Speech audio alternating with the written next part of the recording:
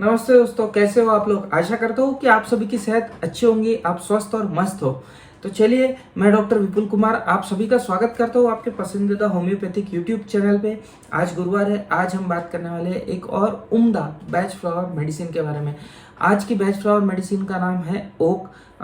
Okay को हम कई नामों से जानते हैं। इंग्लिश लिटरेचर में ओक ट्री के बारे में पढ़ा है, जिसकी लकड़ी हम अक्सर यूज करते हैं।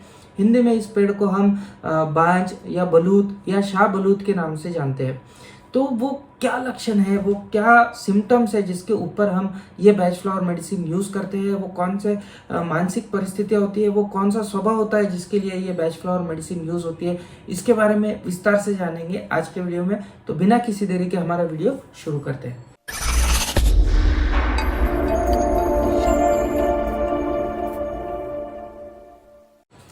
दोस्तों, आप सबसे अनुरोध रहेगा कि वीडियो अंत तक जरूर देखिएगा और साथ ही साथ अगर आप मेरा चैनल पहली बार देख रहे हैं तो सब्सक्राइब करना ना भूलिए। लाइक कीजिए वीडियो यदि आपको पसंद आता है। मेरा यहाँ पे डिस्क्रिप्शन जो मैंने दिया है, कई लोग बैच फ्लावर मेडिसिन पढ़ाने के, इसको सिखाने के, ये सभी सिम्टम्स बताने के लाखों रुपए चार्ज करते हैं, हजारों रुपए चार्ज करते हैं। यहाँ पे मैं आपको फ्री में ये सीरीज अवेलेबल करा के दे रहा हूँ। आप सीरीज को जरूर इंट्रोडक्शन से फॉलो कीजिएगा और ये दवाइयाँ जरूर आप इस्तेमाल कीजिएगा। आपको बहुत अच्छे रिजल्ट आपके रोगियों के अंदर देखने को मिलेंगे। तो चलिए, बात कर रहे थे हम ओक की। ओक का जो रोगी होता है या जो पेशेंट होता है, जो व्यक्ति होता है, वो मायूस होता है, जिंदगी में कई चीज़ों से नाकामयाब होता है, लेकिन इसके बावजूद भी अपनी कोशिश हमेशा जारी रखता है, अपने हथियार कभी नहीं डालता, निरंतर अपने एफर्ट्स करते रहता है। तो यही इस दवा की खासियत है। तो कीवर्ड्स की यदि बात करते हैं तो हमें डिस्पेयर पेशेंट के अंदर देखने को मिलेगा, डिस्पोंडेंसी हमें देखने को मिलेगा, but the patient will never cease efforts. वो कभी भी अपने प्रयत्न करना बंद नहीं करेगा, चाहे कुछ भी हो जाए। मायूसी हो सकती है लेकिन निराशा कभी नहीं होती है। मतलब कोई काम उसका पूरा नहीं हुआ तो वो मायूस होगा, लेकिन निराश नहीं होगा। उसको ऐसा लगेगा कि हाँ नहीं, मैं कुछ अलग तरीके से करूँ या फिर से करूँ तो शायद मैं कामयाब हो जाऊँ। तो ये कभी भी निराश नहीं होते, चाहे उसको कितनी ही ठोकरें खानी पड़े, कितना ही वो जिंदगी में ठोकरें खा ले, लेकिन वो कभी भी निराश नहीं होता है। उसकी कितनी ही कोशिशें असफल हो जाए, ये उस चींटी की भांति होता है जो 1000 बार भी दीवार पे चढ़ने का काम करेंगी, गिरेंगी, फिर से चढ़ेंगी। तो उसी तरह का स्वभाव इस रोगी का हमें देखने को मिलता है। यह रोगी अपना इलाज कभी भी कराना बंद नहीं करता है, चाहे उसको काफ़ी लंबा इलाज ही क्यों ना कराना पड़े। कई बार रोगी होते हैं जो हमारे पास में आते हैं, 2-3 साल तक के कंटिन्यूसली दवा लेते हैं, 3 साल 4 साल तक के कंटिन्यूसली दवा लेते हैं और लेते रहते हैं, और कभी भी ये नहीं बोलते हैं कि डॉक्टर साहब मेरी बीमारी ठीक क्यों नहीं हो रही वगैरह, बहुत ज़्यादा कंप्लेंट भी नहीं करते। लेकिन जिस पल मैं यदि उसे ये कह दूँ कि ये जो आपकी बीमारी है ये लाइलाज बीमारी है, इसका कोई इलाज नहीं हो सकता, ये किसी भी दवाइयों से नहीं बैठ सकती है, तो वो मुझे छोड़ देगा, लेकिन दूसरे डॉक्टर के पास में जाके उससे दवा लेना शुरू कर देगा। तो यह स्वभाव हमें ओक का देखने को मिलता है। वो डॉक्टर छोड़ देगा लेकिन इलाज कराना कभी नहीं छोड़ता है। वो एक प्रकार की थेरेपी लेने के बाद में दूसरी प्रकार की थेरेपी लेना शुरू कर देता है। मसलन यदि कोई एलोपैथिक डॉक्टर उसे कह देता है कि इस बीमारी का इलाज नहीं होता है, तो वो मेरे पास में आएगा, होम्योपैथिक दवा लेंगे। मैं भी कुछ दिनों तक दवा दूंगा और कहूँगा कि शायद आपकी बीमारी मेरे पास में ठीक नहीं हो रही है, तो फिर वो आयुर्वेद वाले के पास में चल जाएगा, फिर यूनानी वाले के पास में चल जाएगा, फिर एक्यूपंक्चर वाले के पास में चल जाएगा। आजकल वो भी चल रहा है, बी वेनम थेरेपी, शायद उसके पास चले जाए। तो यही सिलसिला हमें रोगी के अंदर देखने को मिलता है। वो इलाज कराना कभी नहीं छोड़ता है। वो कभी इतना मायूस नहीं होगा कि वो पूरा इलाज कर देगा। उसके अंदर एक विश्वास होता है, एक पक्की गांठ होती है कि कहीं ना कहीं चीज़ें बदलेंगी, उसका हल मिलेगा और उसकी जो बीमारी है वो ठीक हो जाएंगी। तो एक बहुत ही पॉजिटिव वे में ये मरीज हमेशा हमें देखने को मिलता है। हमने एक गौर्स करके मेडिसिन डिस्कस की थी जिसके अंदर डिस्पेयर डिस्पोंडेंसी बहुत ही ज़्यादा देखने को मिलती है। ठीक उसका विपरीत हमें यह स्वभाव ओक के अंदर देखने को मिलता है। उसके अंदर चाहे कितनी भी पॉजिटिव चीज़ें इंसान की ज़िंदगी में हो जाए, वो हमेशा डिस्पेयर मोड में ही रहेगा, डिस्पोंडेंट ही रहेगा और कोई एफर्ट नहीं लेगा। यहाँ पे चाहे कितनी ही विपरीत चीज़ें रोगी के जीवन में हो जाए, लेकिन वो कभी भी पॉजिटिविटी को नहीं छोड़ता है, उसके विश्वास को नहीं छोड़ता है। जहाँ पे गॉर्स का मरीज अपनी पूरी आशाएं छोड़ देता है, वहीं ओक का जो मरीज होता है वो अपनी आशाएं कभी भी किसी भी हालत में नहीं छोड़ता है। जहाँ तक डॉक्टर बदलने का या इलाज बदलने का सवाल है, तो एक और दवा बैच फ्लावर मेडिसिन के अंदर आती है जिसका नाम है सिराटो। वह भी कई बार डॉक्टर बदलता है और इलाज जो है वो बदलते रहता है, कंटिन्यूसली डॉक्टर्स चेंज करते रहता है सिराटो का मरीज भी। लेकिन सिराटो का इलाज बदलने का कारण होता है कि वह अपनी बुद्धि का इस्तेमाल नहीं करता है और दूसरे के कहने पे डॉक्टर बदल देता है। उसका सही इलाज चल रहा होगा, उसको आराम भी होगा, तो भी वो मेरी ट्रीटमेंट छोड़ देगा और दूसरे के पास में चल जाएगा। क्यों? क्योंकि उसके मित्र ने कहा था कि ये डॉक्टर अच्छा नहीं है।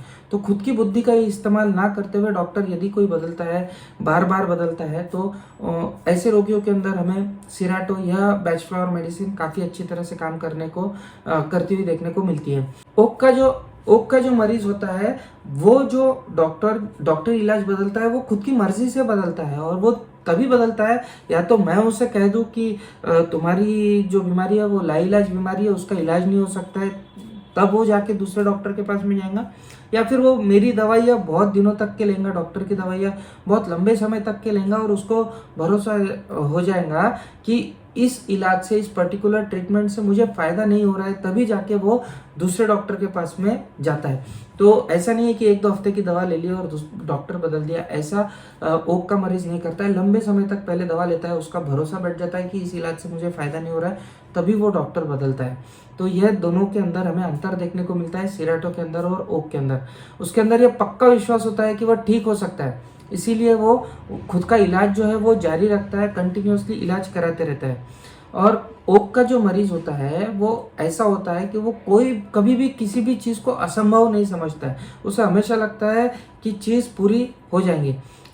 वो हर एक काम को करने के लिए खुद को योग्य मानता है। चाहे कोई भी काम हो, उसे लगता है कि वो पूरी तरह से अच्छी तरह से कर लेगा। उसके घर के अंदर यदि मोबाइल ख़राब हो जाए या उसकी कोई घड़ी ख़राब हो जाए या कोई और चीज़ ख़राब हो जाए, तो वो उसे खोल के देखेगा। लैपटॉप ही क्यों ना ख़राब हो जाए, उसे खोल के देखेगा। उसको अनुभव नहीं रहा तो भी वो उसे खोलेगा और उसे देखेगा कि ये किस तरह से ये चीज़ काम कर रही है, और उसे ठीक करने की कोशिश करेगा। और कई बार ऐसा करते करते वो ठीक करने की बजाय उस चीज़ की जो तकलीफ़ है या जो बिगाड़ है, जो गड़बड़ है, वो बढ़ा देता है और चीज़ें पूरी तरह से ख़राब कर देता है। अब ऐसे स्वभाव का व्यक्ति यदि जुआ खेलने बैठ जाए या रेस में पैसा लगाना शुरू कर दे, तो आप ही सोचिए क्या हाल होगा। वो बार बार हारते जाता है, लेकिन फिर भी दाव लगाते जाता है और उसे ऐसा लगता है कि अगली बार जो दाव होगा उसमें जीत उसकी निश्चित ही होगी। और यही पॉजिटिविटी उसके अंदर हमें देखने को मिलती है, चाहे वो जुआ खेल रहा हो, चाहे वो रेस में पैसा लगा रहा हो।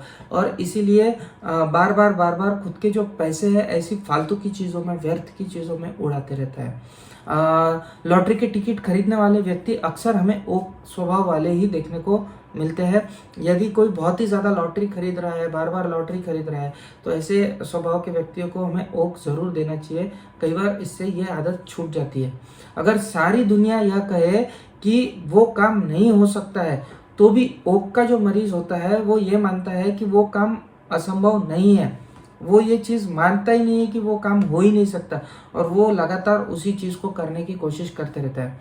और जैसा कि मैंने बताया, ओक के जो मरीज़ है, जो लोग हैं, वो काम निरंतर एफर्ट्स लेते रहते हैं, तो मेहनती स्वभाव के तो होते हैं, बहुत ज़्यादा मेहनती होते हैं, दृढ़ता और विश्वास के साथ में काम करते हैं। उनको लगते रहता है कि कुछ ना कुछ पॉजिटिव आउटकम आएगा, तो वो बहुत ही ज़्यादा दृढ़ता के साथ में और विश्वास के साथ में काम करते रहते हैं। काम जिम्मेदारी से पूरी तरह कर लेते हैं। काम करने में जो भी कठिनाई आते हैं, चाहे वो उन्हें कितनी तकलीफें क्यों ना झेलनी पड़े, लेकिन वो हंसकर वो कठिनाई को झेल लेते हैं। कोई तकलीफ आती है तो उसका हल निकाल लेते हैं और कभी कंप्लेंट नहीं करते। ये बहुत ही अच्छी चीज़ है, हमें कुछ ओक के स्वभाव के मनुष्य के अंदर देखने को मिलती है। किसी से शिकवा शिकायत नहीं करेंगे, हमेशा पॉजिटिव वैसी चीज़ें लेते हैं। छोटी मोटी बीमारी में भी खुद का काम कंटिन्यूसली जारी रखते हैं, काम बंद करके घर पे नहीं बैठते हैं। और बहुत ज़्यादा खींचातानी यदि होती है तो खुद को अटल रखते हैं, ठीक उसी तरह जिस तरह खुद को अटल रखता है ओक का पेड़। ओक ट्री जिस तरह से खुद को एक जगह बांधे रखता है, चाहे कितनी हवाएं क्यों ना चले। उसी तरह चाहे कितनी ही खिंचातानी क्यों ना हो, वो जो ओक का मरीज होता है वो खुद एक जगह पे फिक्स होता है, उसके निर्णयों पे फिक्स होता है। उसके अंदर बहुत ज़्यादा सहनशीलता होती है, बहुत ही ज़्यादा पेशेंस होता है, बहुत ज़्यादा बहादुर होते हैं और बहुत सी उलझनों के बावजूद में अपने काम विश्वास से करते रहते हैं। धन पक्ष यानी पॉजिटिव साइड्स बहुत ज़्यादा पॉजिटिव होते हैं, विश्वासी होते हैं। असफलता या कठिनाइयाँ चाहे जितनी भी आ जाए ज़िंदगी में, उनका विश्वास कभी ढीला नहीं होता है कि वो सफल हो सकते हैं और निरंतर तौर पे वो काम करते चले जाते हैं। ये पॉजिटिव साइड। निगेटिव साइड यानी ऋण पक्ष की यदि बात करें तो बहुत ही ज़्यादा पॉजिटिव होने की साथ ही साथ एक निगेटिविटी इनके अंदर डेवलप हो जाती है, और वो निगेटिविटी होती है जिद्दीपना।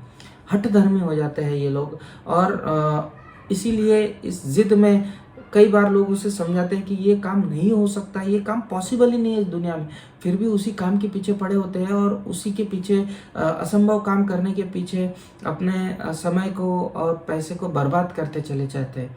तो ये एक उनकी नेगेटिविटी, वो जिद के अंदर जब विश्वास बढ़ जाती है तो हमें देखने को मिलती है। साथ ही साथ कई बार बहुत ही कीमती चीज़ों को ठीक करने के जिद में ठीक करने के बजाय बिगाड़ देते हैं, रेस और जुए में बहुत पैसा बर्बाद करते हैं। ये नेगेटिविटी, ये नेगेटिव थिंग्स हमें ओक के पेशेंट के अंदर देखने को मिलती है। ऐसे स्वभाव के लोग यदि आपको देखने को मिलते हैं तो बैचलर मेडिसिन ओक उन्हें ज़रूर दें, और कंटिन्यूसली 2-3 महीने देने के बाद में ऐसी चीज़ों के अंदर हमें बदलाव देखने को मिलता है, इस स्वभाव के अंदर हमें बदलाव होता हुआ देखने को मिलता है।